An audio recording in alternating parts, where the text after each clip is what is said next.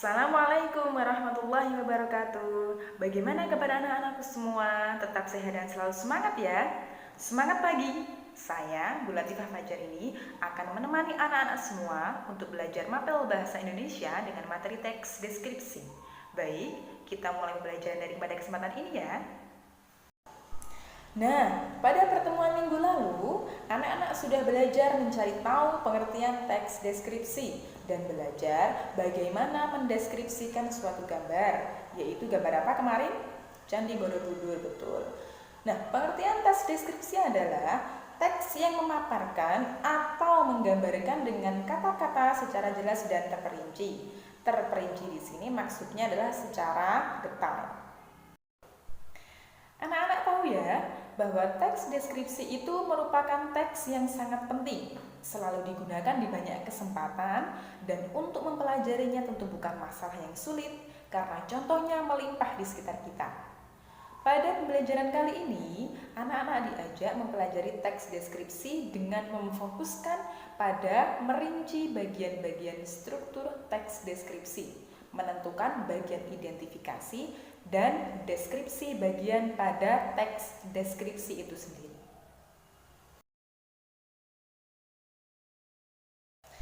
Oke baik, Ibu akan sampaikan peta kompetensi atau apa saja yang akan kita pelajari pada pertemuan kali ini. Yang pertama, merinci bagian-bagian struktur teks deskripsi. Merinci apa tadi? Yaitu mendetail.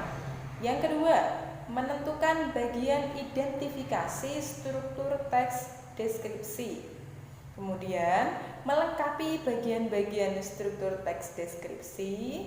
Yang keempat, menyimpulkan prinsip penggunaan kata atau kalimat pada teks deskripsi. Dan yang terakhir, memperbaiki kesalahan penggunaan kata, kalimat, dan tanda baca. Oke, baik. Diulangi lagi anak-anak, apa saja yang akan kita pelajari pada kesempatan ini? 1, 2, 3, yang keempat,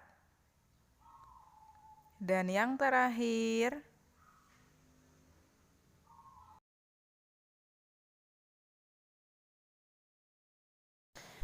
Struktur teks deskripsi ada 3. Struktur apa? Struktur itu adalah susunan atau bagian.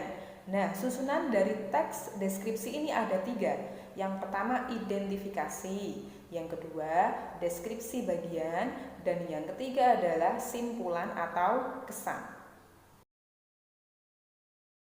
Oke, kita bahas satu persatu ya. Dari yang pertama yaitu identifikasi. Identifikasi atau gambaran umum berisi nama objek yang dideskripsikan, lokasi, sejarah lahirnya, makna nama, dan pernyataan umum tentang objek. Untuk pertemuan minggu lalu, Ibu Latifah memberikan contoh sebuah objek Candi Borobudur, dan anak-anakku semua sudah betul, sudah ada yang memberikan lokasinya, sejarahnya, dan nama Candi Borobudur itu sendiri.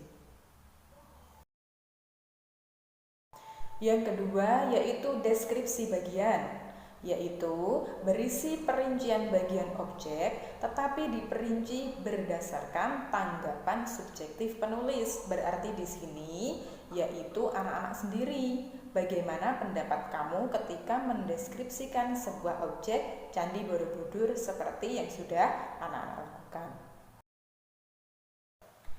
Perincian di sini atau detailnya dapat dibagi menjadi 3. Yang pertama, perincian dapat berisi apa yang dilihat.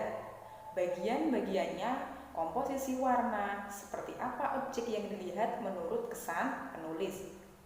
Yang kedua, perincian juga dapat berisi perincian apa yang didengar. Mendengar suara apa saja, seperti apa suara-suara itu, atau penulis dapat membandingkan dengan apa.